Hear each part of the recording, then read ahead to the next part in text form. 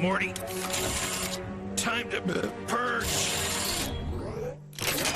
The day that I make a song that they like, I know I fucked up. Why? Cause haters love the fucking shit, that's the only way that they fly. Fans of mine know I like to stir the pot a couple times before I dine, so I let them simmer and sizzle to brine, cause they salty.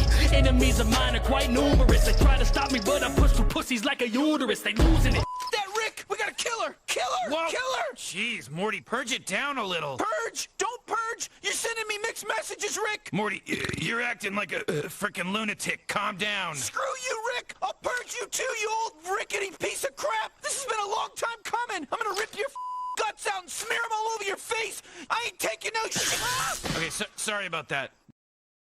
I gotta tell you, Rick, it's pretty great to be in this spaceship, just the two of us, you know? Mentioning a Grover Washington classic and not breaking out into song immediately after. Just the two of us. We can sing it if we try. Just the two of us. Myself and I. Discount Jeremy makes a pop culture reference that isn't a sin of the episode cliche. Also, Discount Jeremy tries to sing in a video cliche. Relax, that's what windshields are for. Once you break through Earth's atmosphere, shouldn't it be called a vacuum shield? I love doing TVSins because it's the surest way to make sure I'm wrong about something no matter how long I research it. Pointless nitpicking is pointless. Also, in this case, vacuum shields are also for keeping breathable atmosphere inside your vehicle. In fact, I'd say that's probably enough of the primary purpose that this plot catalyst bug protection is nothing more than a side benefit. But if it's also a benefit, wouldn't that mean Rick is technically correct, seeing as it is one of the things that the windshield is for? I didn't know that there were bugs out in space. Doubling down on the TVSins, would a bug in space have those kind of wings? What do they even flap against? This space bug is a lie.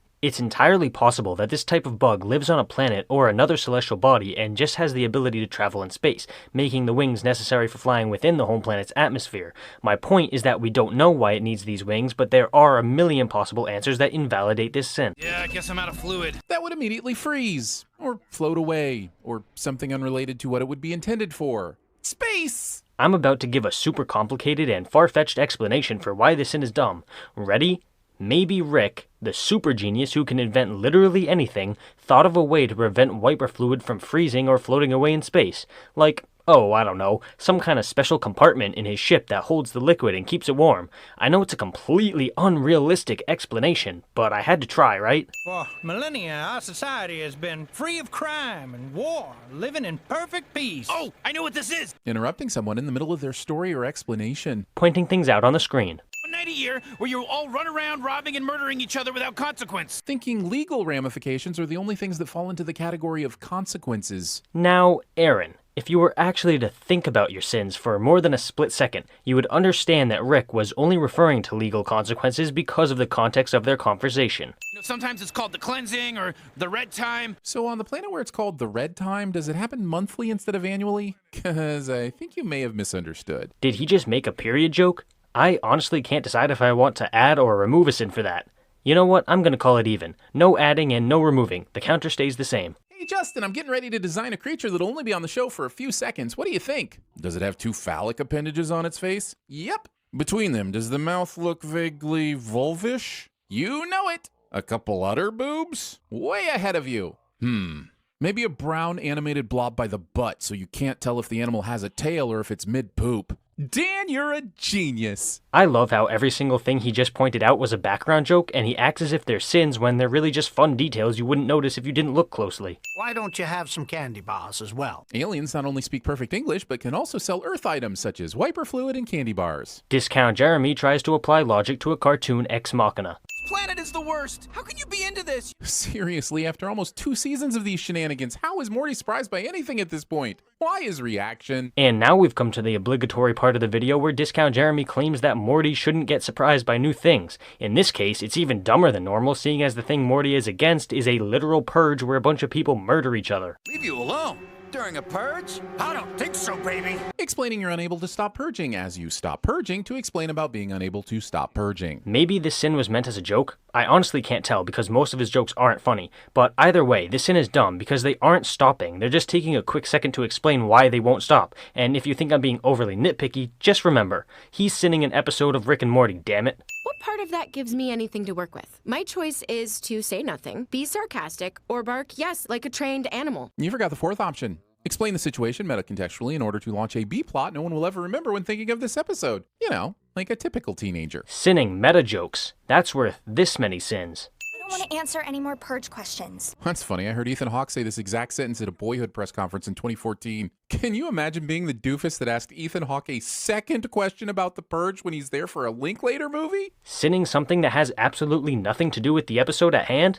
That's worth this many sins. You just now remembered your Nana exists. Rick calls Arthrisha out on her bullshit, but still follows her into the house, which is clearly a trap to get his gun and steal his ship. If you would actually pay attention, you would have realized that Arthrisha tells Rick she was about to get raped and was therefore traumatized and not thinking clearly, which he reasonably believes, seeing as it makes sense. Heads up, rapists. Assuming the criminal intent of purgers. Assuming the right to point things out on the screen. Purge them. Me? No, me. Should I rub my liver hole on them? That fake-ass laugh. I only had one of those things I threw. I'm holding a box of Tic Tacs right now. Saying this out loud, while within close range of your adversaries. But the show is obviously making it clear to us that they aren't quite close enough to hear him, meaning this sin is moot. It's the space phone Grandpa gave us. Keeping the space phone your grandpa gave you underneath the couch cushions. How is that helpful, Summer? F***ing Summer. So you're sinning a character for doing something that's completely within her character? That's stupid. By the way, life on other planets exists. Don't let it distract you. Oh, don't worry. No one here seems fazed by your alien existence unless it's needed for the plot or a joke. And I don't sense either of those things present here. Discount Jeremy tries to apply logic to a cartoon ex machina. Fade in. Exterior. Unnamed city. Day. Reading. Also forcing someone to listen to you reading your screenplay. Pointing things out on the screenplay. I mean the screen. You're a petty person and you're insecure, and you're taking it out of me. That's a good script. I'm not sure how the writers of Rick and Morty hacked my email, but at least they got some benefit from my feedback from the studio's folder. Unfunny joke is unfunny. You like that? You want me to cut to 3 weeks earlier when you were alive? This show is just the best. That fake-ass laugh. Honestly, I've had my fill. It's gratuitous at this point. Rick admits the fault of the show before doubling down and partaking even further in that fault anyway. That's the joke. Coordinated blood dancing. Discount Jeremy points things out on the screen cliche. Feels good! It's a hit song!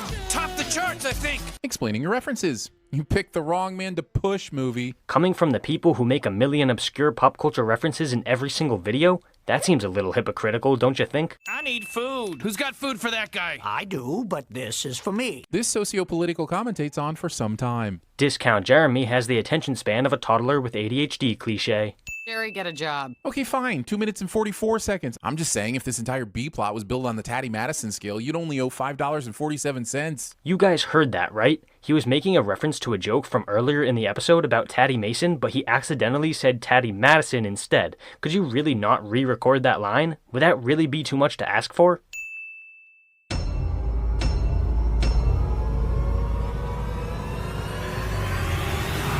Any man dies with a clean sword, I'll rape his fucking corpse!